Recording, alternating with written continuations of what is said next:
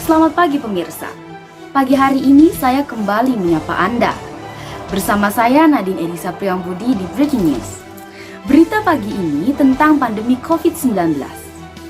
Sudah seharusnya pemerintah pusat dan daerah bahu-membahu untuk mengatasi wabah COVID-19 yang semakin mengganas.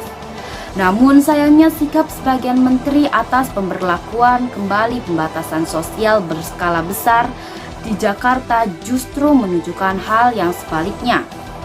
Mereka hanya mempersoalkan keputusan pemerintah DKI dengan alasan memperlemah ekonomi. Gubernur DKI Jakarta Anies Baswedan mengungkapkan beberapa alasan sebagai dasar penetapan PSBB mulai 14 September 2020.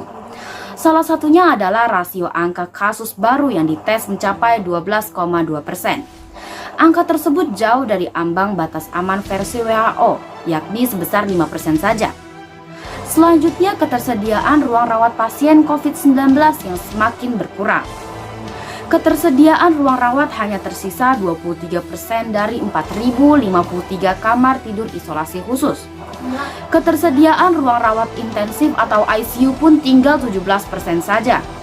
Pemerintah DKI Jakarta memperkirakan akan kehabisan sarana perawatan pada 17 September 2020 jika angka kenaikan pasien masih seperti saat ini.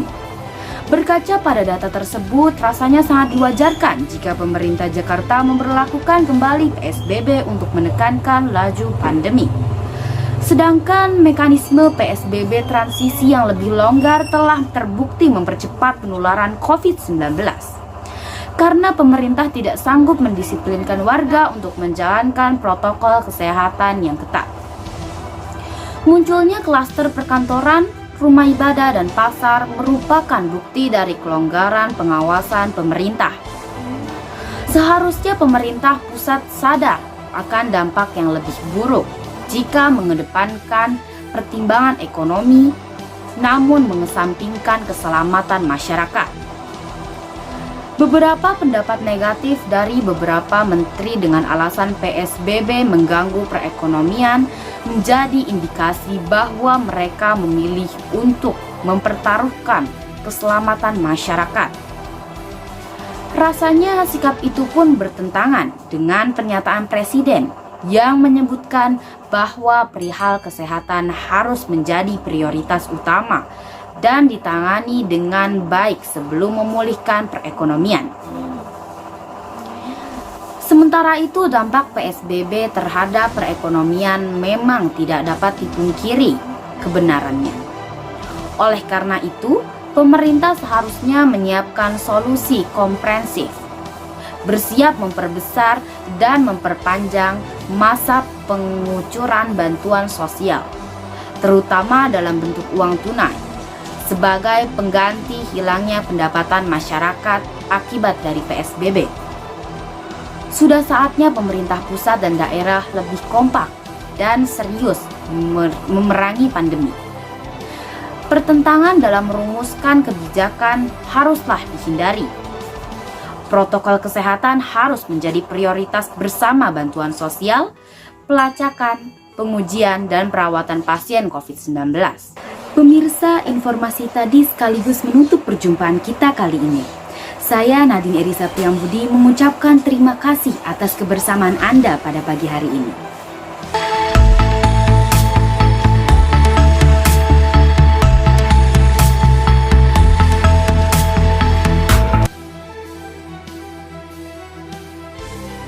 Selamat pagi pemirsa, apa kabar Anda hari ini? Semoga selalu sehat dan menjalankan protokol kesehatan. Kembali lagi bersama saya, Amelia Febriani Rahman, di Sekilas Info yang memberikan berita dan info-info tertajam, teraktual, dan terpercaya. Kita kembali ke berita mengenai vaksinasi COVID, di mana sudah terdapat kurang lebih 48 juta orang yang mendapatkan dosis pertama dan 21 juta orang yang sudah mendapat dosis kedua. Mengalami beberapa efek samping akibat vaksin COVID-19 merupakan hal yang normal terjadi. Ini disebabkan karena tubuh sedang memberikan respon terhadap vaksin yang dimasukkan ke tubuh Anda. Normalnya, efek samping akibat vaksin akan hilang 1-3 hari setelah dilakukan vaksin. Bahkan, beberapa orang mungkin tidak merasakan efek samping apapun. Dilansir dari Centers for Disease Control and Prevention atau CDC, berikut ada beberapa cara untuk meredakan efek samping yang biasa timbul akibat vaksin COVID-19. Efek samping lokal adalah efek samping pada lengan tempat disuntikannya vaksin. Efek samping lokal yang umum terjadi adalah nyeri, pegal, kemerahan, dan bengkak. Untuk mengatasi efek samping ini, Anda bisa melakukan beberapa hal. Pertama, Anda bisa mencelupkan handuk ke air dingin lalu menempelkannya ke tempat suntikan. Ini akan meminimalisir rasa sakit dan bengkak. Selain itu, penting untuk terus menggerakkan lengan Anda untuk beraktivitas dan berolahraga ringan. Ini akan membantu mengurangi bengkak dan pegal pada lengan yang divaksin. Efek samping umum adalah efek samping yang timbul dan dirasakan tubuh. Efek samping umum akibat vaksin COVID-19 cukup banyak, diantaranya kelelahan, sakit kepala, nyeri otot, menggigil, demam, dan mual. Untuk meredakan efek samping di atas, Anda hanya perlu meminum obat yang bisa dibeli di apotek tanpa resep. Contoh obat-obatan yang bisa Anda minum diantaranya adalah paracetamol dan ibuprofen. Obat-obatan tersebut terbukti bisa mengurangi atau menghilangkan gejala atau rasa tidak nyaman yang ditimbulkan akibat vaksin.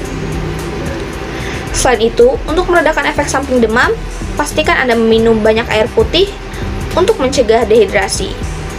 Anda juga sebaiknya mengenakan pakaian yang tipis untuk mencegah panas yang terperangkap di dalam tubuh Anda. Tidak direkomendasikan untuk meminum obat sejak sebelum menerima vaksin untuk mencegah efek samping yang timbul. Walaupun efek samping yang telah disebut di atas adalah reaksi normal dari tubuh, ada beberapa kondisi di mana reaksi tubuh menjadi tidak normal. Jika terjadi reaksi berlebih atau tidak normal pada tubuh Anda, segera hubungi dokter. Sekarang, Anda sudah siap untuk mengantisipasi efek samping vaksinasi COVID-19. Sudahkah Anda mendaftarkan diri Anda untuk menerima vaksin? Pemirsa, informasi tadi sekaligus menutup perjumpaan kita kali ini. Saya, Amelia Febriani Rahman, mewakili seluruh redaksi dan kerabat kerja, mengucapkan terima kasih atas kebersamaan Anda pada pagi hari ini. Jangan lupa untuk tetap menjalankan protokol kesehatan dan daftarkan diri Anda untuk menerima vaksin.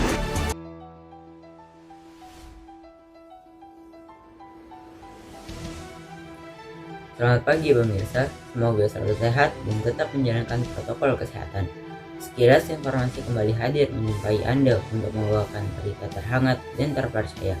Bersama saya Muhammad Hasbi, inilah berita selengkapnya. Sejak beberapa hari yang lalu, kota Depok dilanda hujan yang sangat deras, menyebabkan tanah longsor yang terjadi di wilayah Kelurahan Pasir Putih, Kecamatan Sawangan, Kota Depok. Satu keluarga nyaris kehilangan tempat tinggal mereka dan akses jalan terputus. Fatimah, seorang warga yang nyaris kehilangan tempat tinggal, mengatakan sempat merasakan getaran seperti gempa bumi saat longsor terjadi. Akibat dari peristiwa longsor, kini rumah Fatimah mengalami kerusakan yang cukup parah, yaitu mengalami keretakan pada bagian tembok dan lantai. Pemirsa, sekian sekilas informasi kali ini. Terima kasih atas perhatiannya. Selamat pagi.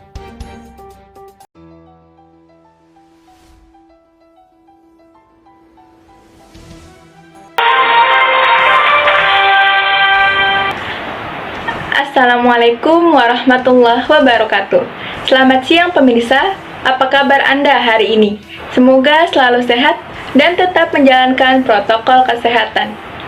Sekilas informasi kembali hadir menjumpai Anda untuk membawakan berita terkini dan terpercaya bersama saya, Kyosa Alinia. Pemirsa, beberapa waktu lalu, pasangan ganda putri badminton Indonesia, Greysia Poli dan Apriani Rahayu, meraih medali emas pertama Indonesia di Olimpiade Tokyo 2020 setelah mengalahkan Chen Qingchen dan Jia Yifan dengan skor 21-19 dan 21-15 di Musashino Flores Sport Plaza Tokyo pada Senin 2 Agustus 2021.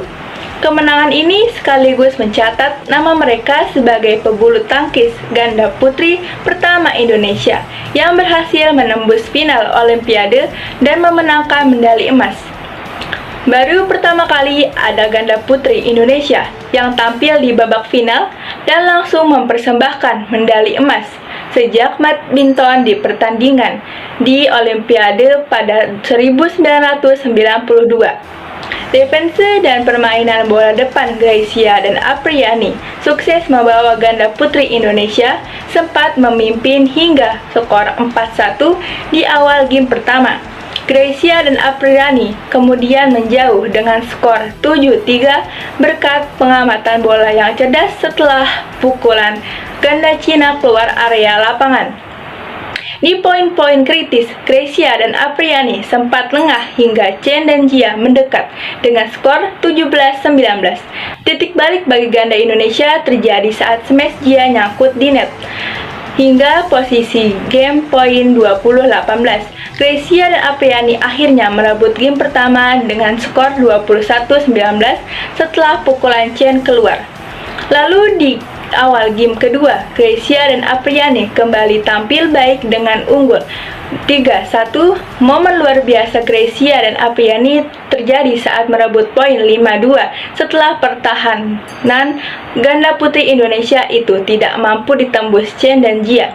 Pada poin terakhir, Chen dan Jia sempat mendekat dengan poin 14-19, tapi Gracia dan Apriani kemudian memastikan kemenangan dengan poin 21-19 setelah pukulan Jia melebar. Gracia dan Apriani akhirnya mencetak sejarah sebagai ganda putri pertama Indonesia yang merebut medali emas Olimpiade, sekaligus memberi emas pertama Indonesia di Olimpiade Tokyo 2020. Gracia Poli dan Apriani Rahayu langsung menangis haru begitu dipastikan menyumbang medali emas untuk Indonesia di cabang olahraga bulu tangkis ganda putri Olimpiade Tokyo 2020. Seperti inilah cuplikan video pada saat momen menunggu hasil official review Shuttlecock dinyatakan keluar.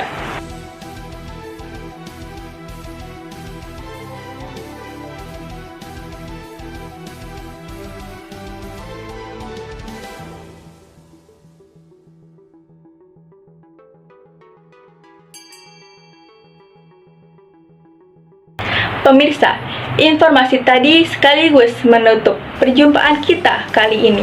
Saya Kyosa Alinia mengucapkan terima kasih dan sampai jumpa.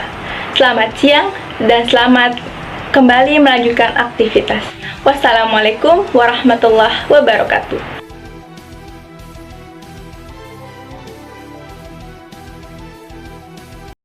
Assalamualaikum warahmatullahi wabarakatuh. Selamat pagi pemirsa. Mega News hadir kembali dengan berita-berita teraktual, akurat dan terpercaya dalam tajuk Info Mega bersama saya Muhammad Tufanami.